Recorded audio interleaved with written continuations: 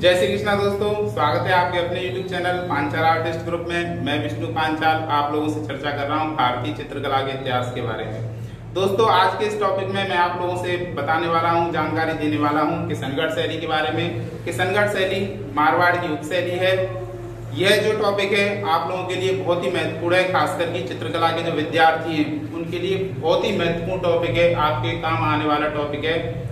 12th के students हैं, BA और MA के जो स्टूडेंट्स हैं उनके लिए बहुत ही महत्वपूर्ण है। और राजस्थान लेवल पे जो भी प्रतियोगी परीक्षाएं होती हैं उनसे संबंधित भी इस किशनगढ़ शैली में से बहुत सारे क्वेश्चन कला एवं संस्कृति वाला जो टॉपिक है उसमें से लिए जाते हैं हमारी इस किशनगढ़ शैली में से। दोस्तों, तो हम उस दृष्टिकोण से भी देखें, अगर प्रतियोगी परीक्षाएं जो होती हैं उनके दृष्टिकोण से भी देखें तो आप लोगों के लिए यह टॉपिक बहुत ही महत्वपूर्ण है। तो आइए दोस्तों, हम आगे बढ़ते हैं किशनगढ़ शैली के बारे में। दोस्तों, किशनगढ़ शैली जैसा कि मैंने आपको बताया, किशनगढ़ शैली सबसे पहली बात तो ये कि आप याद रखो कि ये मारवाड़ की उपशैली है। इसकी उपशैली दोस्तों मारवाड़ की उपशैली। मैंने आपसे बताया था इससे पहले की वीडियो में कि मारवाड़ की उपशैलियां हैं जोधपुर, बीकानेर, किशनगढ़, नागौर, सिरोही आदि, ये सभी मारवाड़ की जो है उपशैलियां हैं। किशनगढ़ को अगर हम देखें तो इसकी स्थापना का श्रेय दिया जाता है किशन सिंह को। अगर आपसे पूछे कि किशनगढ़ की स्थापना किसने की है तो किशन सिंह ने की है। कब की थी दोस्तों? 1609 में। 1609 में किशनगढ़ की स्थापना की थी किशन सिंह ने। 1611 में दोस्तों किशन सिंह ने अपने ही नाम से किशनगढ़ शहर बसाया था, क्योंकि अगर हम नींव की बात करें तो नींव डाल दी थी 1609 में और किशनगढ़ शहर जो बसाया था किशन सिंह ने 1611 में। अपने ही नाम के आधार पर किशनगढ़ शहर बसाया था किशन सिंह ने 1611 में। दोस्तों, किशन सिंह जो था वो राजा उदय सिंह का पुत्र था।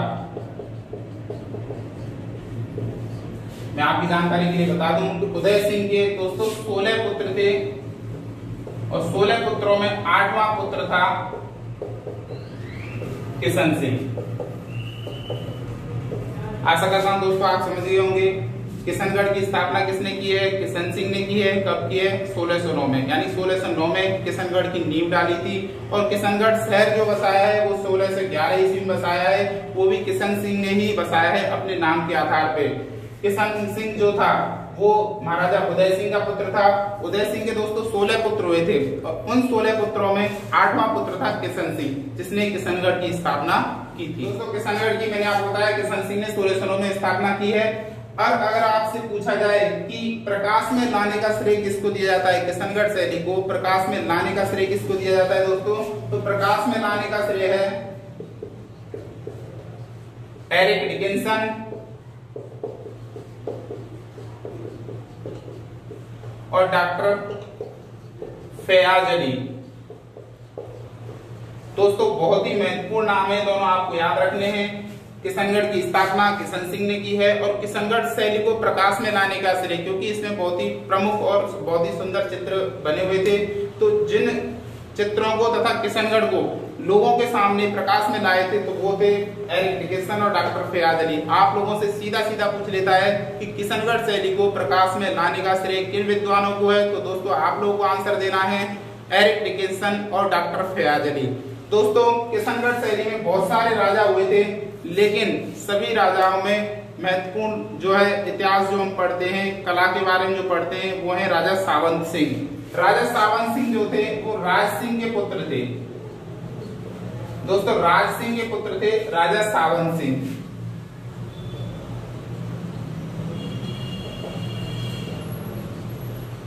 राज सिंह जो थे, वैसे तो किशनगढ़ में जितने भी राजा हुए थे वो सभी वैष्णव भक्त थे, यानी कि श्री कृष्ण की भक्ति ज्यादा करते थे और श्री कृष्ण से संबंधित ही बहुत सारे चित्र जो है किशनगढ़ शैली में बनाए गए हैं। तो राजा सावंत सिंह जो थे वो भी वैष्णव भक्त थे। इनके समय लगभग 33 ग्रंथ लिखे गए थे। दोस्तों, याद रखना है कि राजा राज सिंह जो है इनके समय 33 ग्रंथ लिखे गए, वैष्णव भक्त थे और सूरजध्वज। राज सिंह के समय का दोस्तों चित्रकार है सूरजध्वज, निहाल चंद। ठीक है दोस्तों, राज सिंह के बारे में आपको सिर्फ इतना याद रखना है, राज सिंह जो थे वैष्णव भक्त थे। राज सिंह के समय 33 ग्रंथ लिखे गए।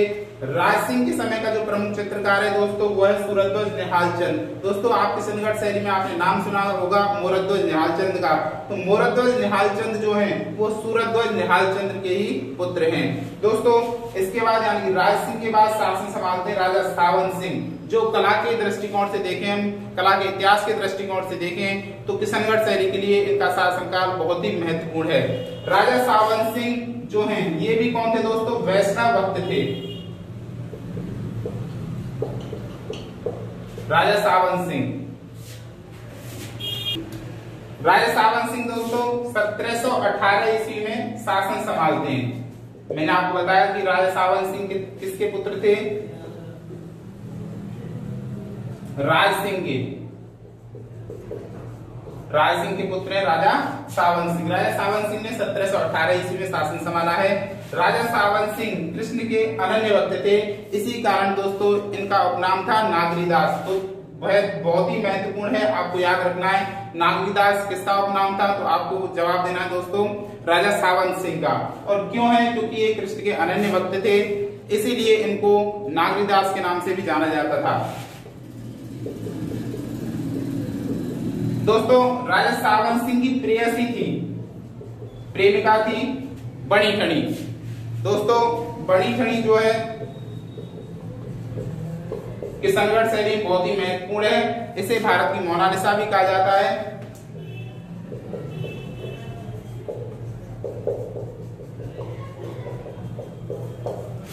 बणी ठनी कौन थी दोस्तों, किशनगढ़ के राजा सावन सिंह की प्रिय पत्नी या प्रेयसी भी कह सकते हैं दोस्तों। यह भारत की या राजस्थान की मोनालिसा भी इनको बोलते हैं। दोस्तों बणी ठनी का चित्र बनाया था मोरध्वज निहालचंद ने।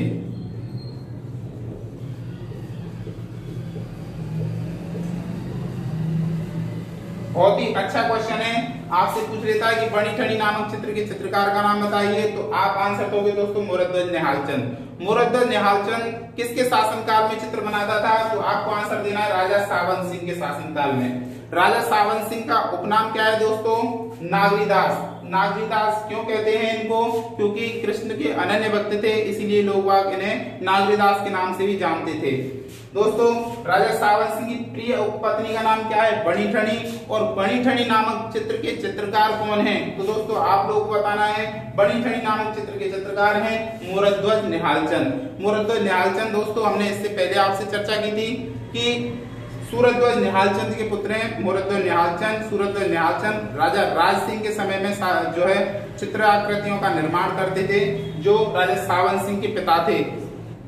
दोस्तों राजा सावन सिंह के समय, क्योंकि मैंने आपको बताया कि वैष्णव भक्त थे, कृष्ण के अनन्य भक्त थे, तो इन्होंने बहुत सारी जो है अपने ग्रंथों के माध्यम से, बहुत सारे चित्राकृतियों के माध्यम से कृष्ण के प्रति प्रेम को, जो लगाव था, उसको लोगों के सामने प्रदर्शित किया था। तो चित्रों के दृष्टिकोण से देखें, चित्रकला के दृष्टिकोण से देखें तो कृष्ण भक्त को, जो कृष्ण के प्रति जो इनकी बहुत ज्यादा जो आसक्ति थी, विशेष लगाव था, तो उसको जो है प्रदर्शित किया था मोरध्वज निहालचंद ने चित्रों के माध्यम से।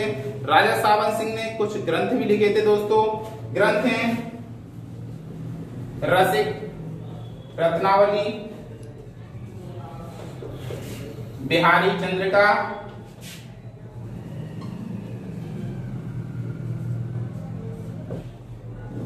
मनोरथ मंजरी।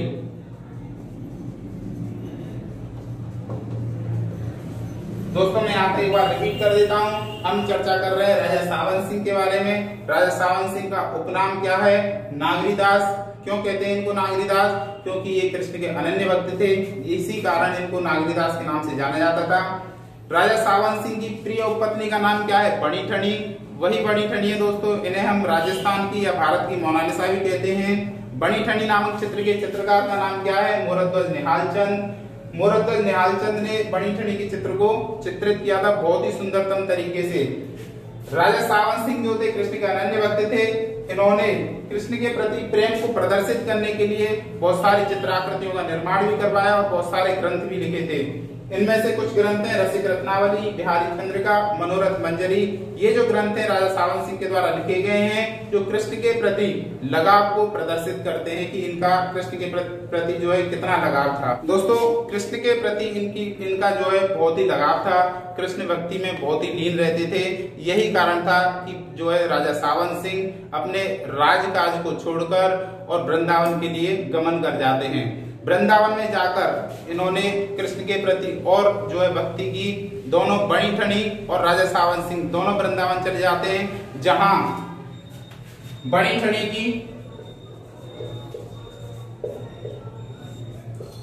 1763 में मृत्यु हो जाती है और राजा सावन सिंह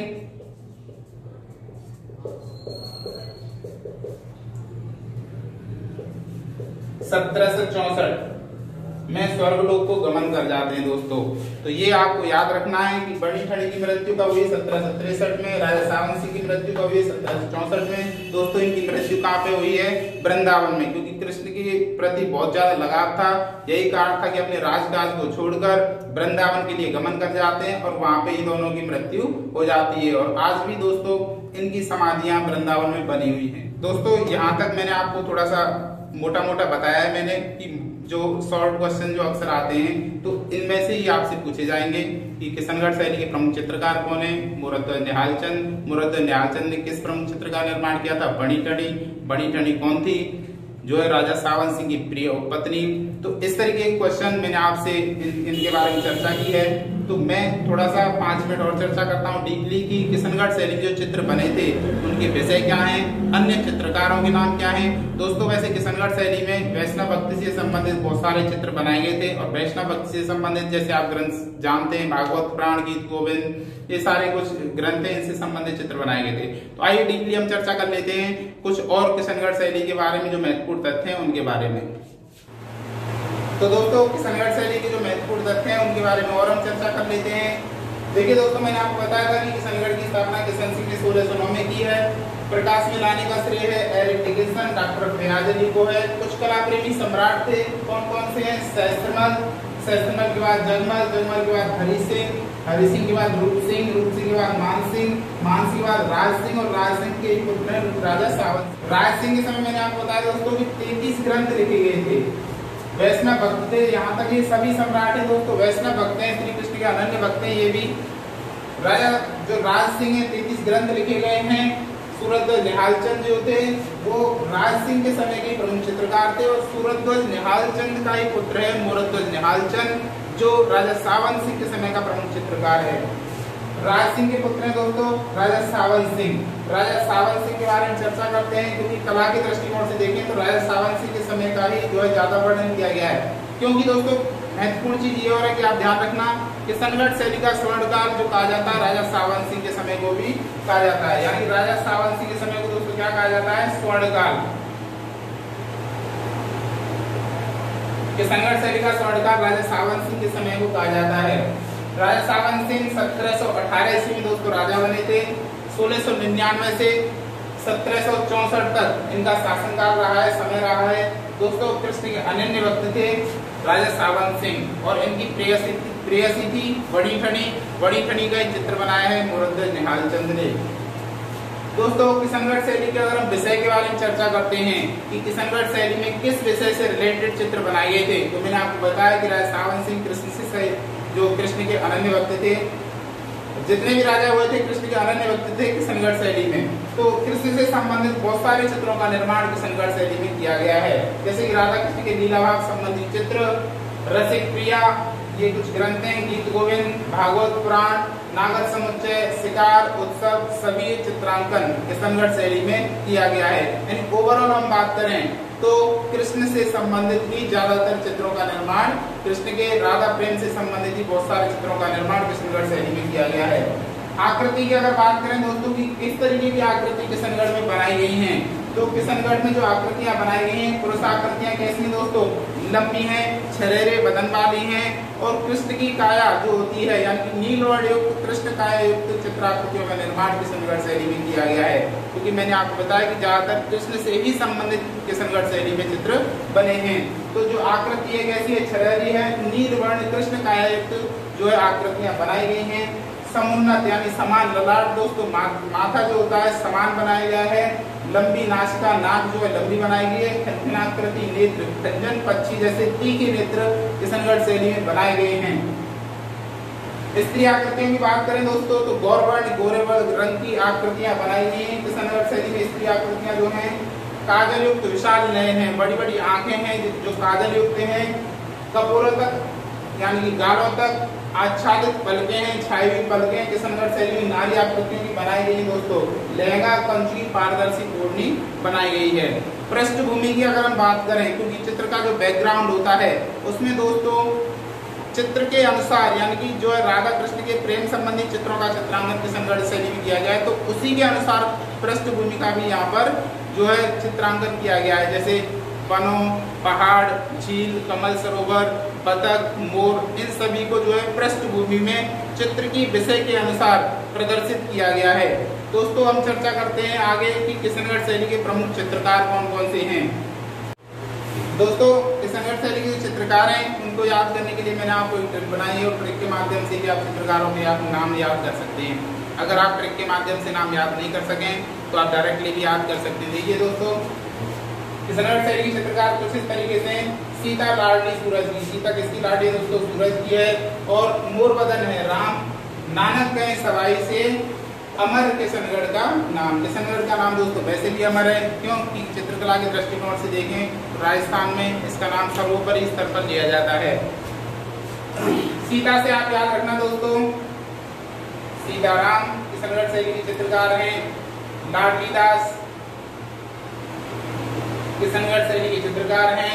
सूरजध्वज निहाल चंद जो मोरध्वज निहाल चंद के पिता हैं।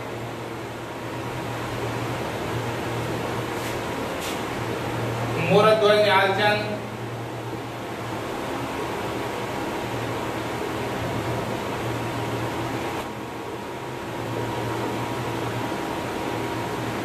राम से याद रखना दोस्तों, रामनाथ।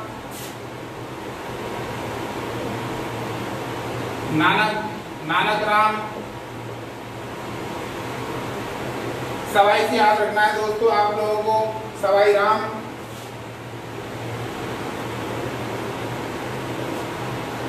और